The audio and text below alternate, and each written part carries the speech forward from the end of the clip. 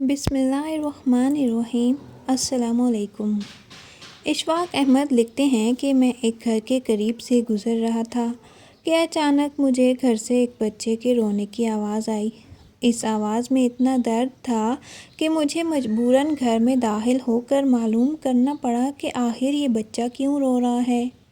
اندر داخل ہو کر میں نے دیکھا کہ ماں اپنے بیٹے کو مار رہی ہے اور بچے کے ساتھ خود بھی رو رہی ہے۔ میں نے آگے ہو کر پوچھا، بہن کیوں بچے کو مار رہی ہو جبکہ خود بھی روتی ہو؟ اس نے جواب دیا، بھائی بات یہ ہے کہ اس کے والد اللہ کو پیارے ہو گئے ہیں اور ہم بہت غریب بھی ہیں۔ میں لوگوں کے گھروں میں مزدوری کرتی ہوں اور اس کی پڑھائی کا مشکل سے خرچ اٹھاتی ہوں۔ یہ کم بخت اسکول روزانہ دیر سے جاتا ہے اور روزانہ گھر دیر سے آتا ہے۔ راستے میں جاتے ہوئے کہیں کھیل کود میں لگ جاتا ہے جس کی وجہ سے روزانہ اپنی اسکول کی وردی گندی کر لیتا ہے۔ میں نے بچے اور اس کی ماں کو تھوڑا سمجھایا کہ ابھی بچہ ہے، سمجھ جائے گا۔ یہ کہہ کر میں چل دیا۔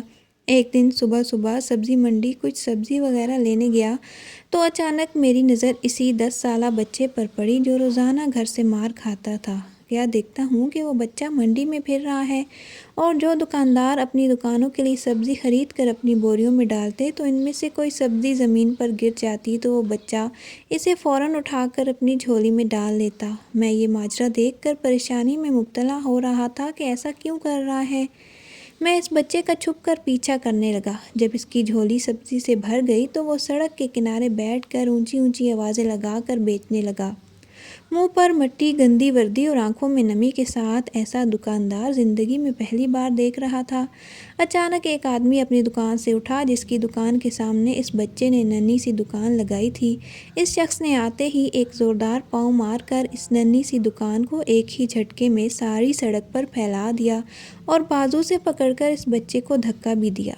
آنکھوں میں آنسو لیے وہ بچہ دوبارہ اپنی سبزی کو اکٹھا کرنے لگا اور تھوڑی دیر بعد اپنی سبزی کسی دوسری دکان کے سامنے ڈرتے ڈرتے لگا لی۔ بھلا ہو اس شخص کا جس کی دکان کے سامنے اب اس نے اپنی ننھی سی دکان لگائی تھی۔ اس شخص نے اس بچے کو کچھ نہیں کہا۔ تھوڑی سی سبزی تھی، جلد ہی فروخت ہو گئی۔ وہ بچہ اٹھا اور بازار میں ایک کپڑے والی دکان میں داخل ہوا اور دکاندار کو وہ پیسے دے کر دکان میں پڑا اپنا اسکول کا بیگ اٹھایا اور اسکول کی جانب چل دیا۔ میں بھی اس کے پیچھے پیچھے چل رہا تھا۔ جب وہ بچہ اسکول گیا تو تقریباً 1 گھنٹہ دیر ہو چکی تھی جس پر اس کے استاد نے ڈنڈے سے اسے خوب مارا۔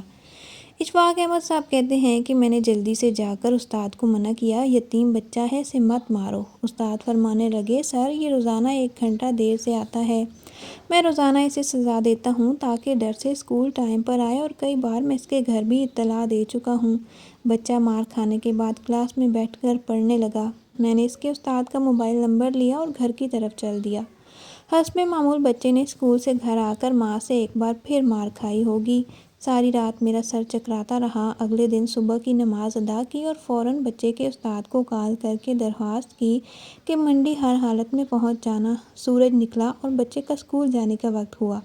بچہ گھر سے سیدھا منڈی اپنی ننھی دکان کا بندوبست کرنے نکلا تو میں نے اس کے گھر جا کر اس کی والدہ کو کہا، بہن میرے ساتھ چلو، میں تمہیں بتاتا ہوں کہ تمہارا بیٹا اسکول دیر سے کیوں جاتا ہے۔ وہ فوراً میرے ساتھ منہ میں یہ کہتے ہوئے چل پڑی کہ آج اس لڑکے کی میرے ہاتھوں خیر نہیں۔ منڈی میں لڑکے کا استاد بھی آ چکا تھا۔ ہم تینوں نے منڈی کی 3 مختلف جگہوں پر پوزیشنیں سنبھال لیں اور بچے کو چھپ کر دیکھنے لگے۔ حسب معمول آج بھی اسے کافی لوگوں سے جھڑکیاں لینی پڑیں اور آخرکار وہ لڑکا اپنی سبزی بیچ کر کپڑے والی دکان کی طرف چل دیا۔ اچانک میری نظر اس کی ماں پر پڑی تو کیا دیکھتا ہوں کہ بہت ہی درد بھری سسکیاں لے کر زاروں کے تار رو رہی تھی اور میں نے فوراً اس کے استاد کی طرف دیکھا تو بہت شدت سے اس کے آنسو بہہ رہے تھے۔ دونوں کے رونے پر مجھے ایسا لگا جیسے انہوں نے کسی مظلوم پر بہت ظلم کیا اور آج ان کو اپنی غلطی کا احساس ہو رہا ہے۔ اس کی ماں روتے روتے گھر چلی گئی اور استاد بھی سسکیاں لیتے ہوئے اسکول چلا گیا۔ حسب معمول بچے نے دکاندار کو پیسے دیے اور آج اس کو دکاندار نے ایک لیڈیز سوٹ دیتے ہوئے کہا، بیٹا آج سوٹ کے سارے پیسے پورے ہو گئے۔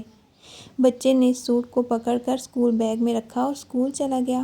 آج بھی 1 گھنٹہ لیٹ تھا۔ وہ سیدھا استاد کے پاس گیا اور بیگ ڈیسک پر رکھ کر مار کھانے کے لیے پوزیشن سنبھال لی، ہاتھ آگے بڑھا دیے کہ استاد ڈنڈے سے اس کو مار لے۔ استاد کرسی سے اٹھا فوراً بچے کو گلے لگا کر اس قدر زور سے رویا کہ میں بھی دیکھ کر اپنے آنسوؤں پر قابو نہ رکھ سکا۔ میں نے اپنے آپ کو سنبھالا اور آگے بڑھ کر استاد کو چپ کرایا اور بچے سے پوچھا، یہ جو بیگ میں سوٹ ہے وہ کس کے لیے ہے؟ بچے نے جواب دیا، میری ماں امیر لوگوں کے گھروں میں مزدوری کرنے جاتی ہے اور اس کے کپڑے پھٹے ہوئے ہوتے ہیں۔ اس کے پاس جسم کو مکمل ڈھانپنے والا کوئی سوٹ نہیں ہے، اس لیے میں نے اپنی ماں کے لیے یہ سوٹ خریدا ہے۔ میں نے مزید پوچھا، یہ سوٹ اب گھر لے جا کر ماں کو دو گے؟ جواب نے میرے اور استاد کے پیروں کے نیچے سے زمین نکال دی۔ بچے نے جواب دیا، نہیں انکل، چھٹی کے بعد میں اسے درزی کو سلائی کے لیے دینے جاؤں گا اور روزانہ تھوڑے تھوڑے پیسے دوں گا۔ اس بار جب وہ گھر گیا تو ماں نے اسے گلے سے لگا لیا۔ بچہ حیران ہوا، آج ماں نے مجھے نہیں مارا؟ تو ماں نے سارا واقعہ سنایا اور پوچھا، بیٹا تم ایسا کیوں کرتے ہو؟ تو بچے نے کہا، ماں آپ کے کپڑے پھٹے ہوئے ہیں نا، آپ کے کپڑے خریدنے کے لیے میں ایسا کر رہا تھا۔ پھر کچھ دن بعد جب درزی کے پیسے پورے ہو گئے تو گھر پہنچتے ہی اس نے بیگ سے سوٹ نکالا اور ننھے بچے کے ہاتھوں میں سوٹ دیکھ کر ماں کافی دیر تک پھوٹ پھوٹ کر روتی رہی۔ خدارا اپنے ارد گرد یتیموں، غریبوں اور مسکینوں کا خیال ضرور رکھا کریں، کیا پتہ کسی غریب یا یتیم کو نوازنے سے اللہ آپ کو اتنا نوازے کہ آپ کو کسی چیز کی طلب ہی نہ رہے۔ اشفاق احمد صاحب یہ واقعہ سناتے ہوئے بہت روئے اور کہا، امیری غریبی خدا کی آزمائش ہے، اپنے اچھے وقت میں ہمیشہ غریبوں کا سہارا بنیں تاکہ دنیا اور آخرت دونوں سنور جائیں۔